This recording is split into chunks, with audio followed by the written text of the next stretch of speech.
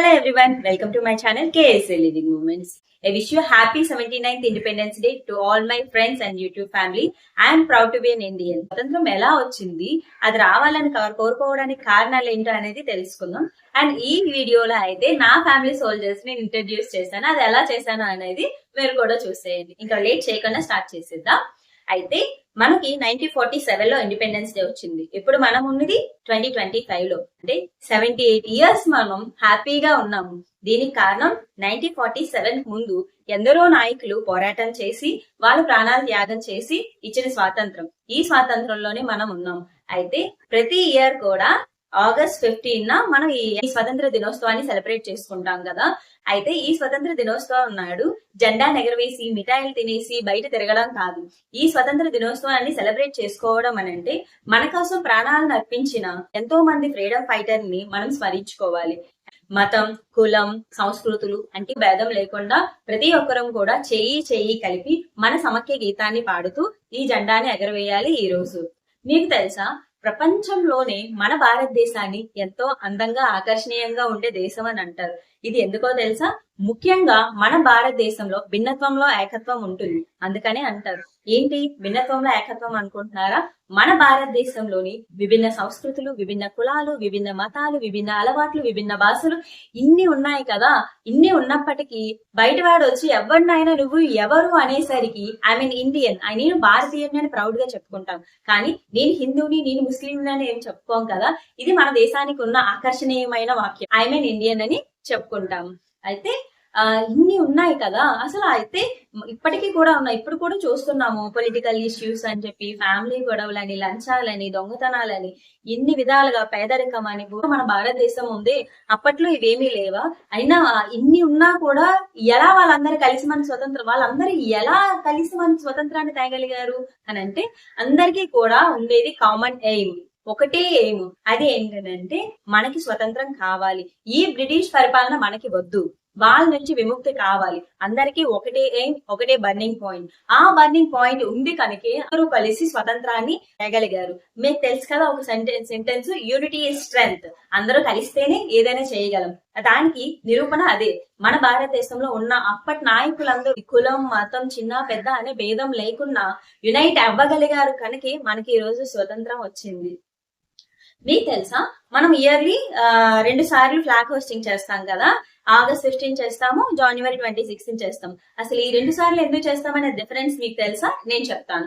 August 15 ఏంటంటే మనకు British నుంచి స్వతంత్రం వచ్చింది. అందుకుగాను ఆ రోజున ప్రధానమంత్రి ఢిల్లీలో ఉన్న రెడ్ ఫోర్ట్ అంటే ఎర్రకోట దగ్గరికి వెళ్లి ఫ్లాగ్ హోస్టింగ్ చేస్తారు. ఇక్కడ ఫ్లాగ్ హోస్టింగ్ చేసే పద్ధతి ఎలా ఉంటుందనంటే, మనకి ఫ్లాగ్ ఉంటుంది కదా, ఆ రాడ్ కి కింద ఫ్లాగ్ ని టై చేస్తారు. కింద నుంచి ఈయన కింద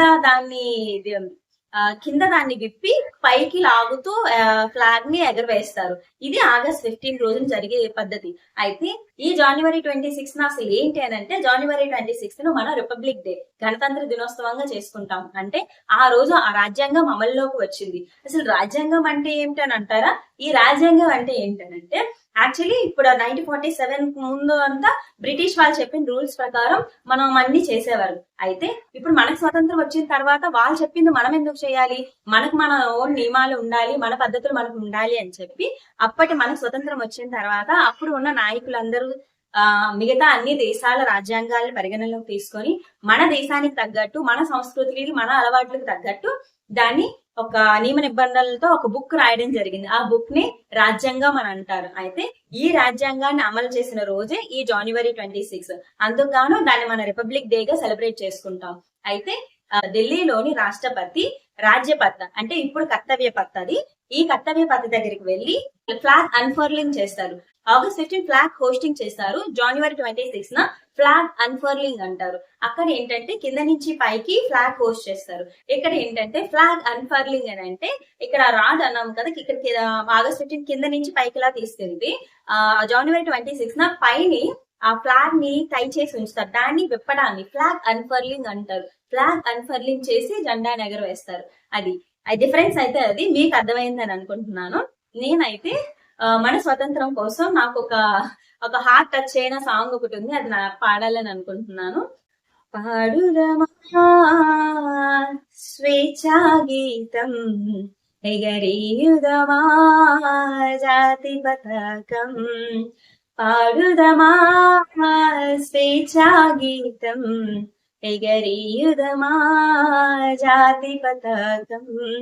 దిగంతాలు నినదించి విశ్వవిఖ్యాతి నొందగా జాతి గౌరవం.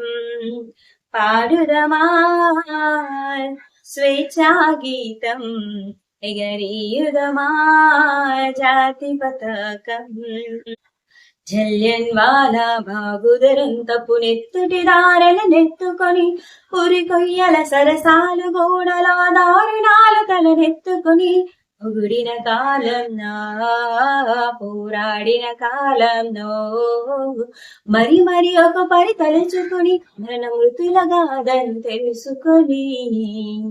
పాడుదమా స్వేచ్ఛా గీతం, ఎగరీయుదమా జాతి పతాకం.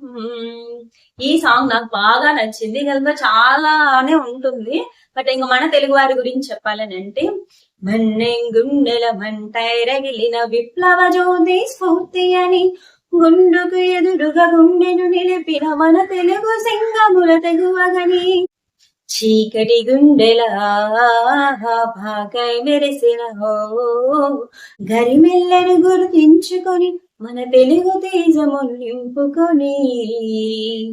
పాడుదమా స్వేచ్ఛా గీతం, ఎగరీయుదమా జాతి పతాకం.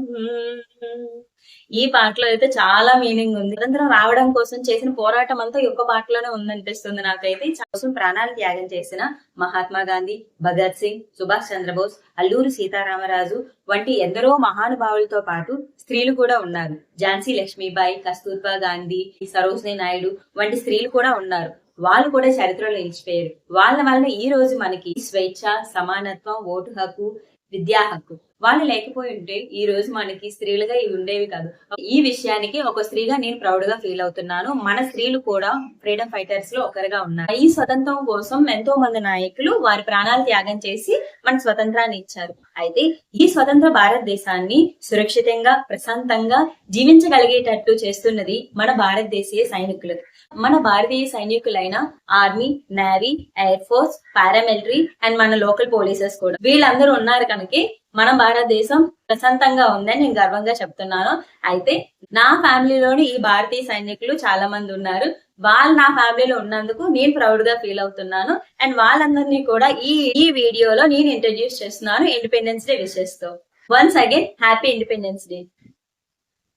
నా పేరు కోవిల్. నా తరపున 79వ స్వతంత్ర దినోత్సవ శుభాకాంక్షలు. జై Hind. Happy Independence Day to all. Proud to be an Indian soldier. Jai Hind. Happy Independence Day. Jai Hind. Wish you happy Independence Day. Jai Hind. Wish you to all happy Independence Day. Hi అందరికీ స్వాతంత్ర దినోత్సవ శుభాకాంక్షలు. జై Hind. Happy 79th Independence Day. Happy Independence Day to all. Wishing you all a very happy Independence Day. So a very happy Independence Day. Happy 79th Independence Day to all. Telugu శ్రేయభిలాషులు 79వ స్వాతంత్ర దినోత్సవ శుభాకాంక్షలు and all the best. KSJ living moments. Please to subscribe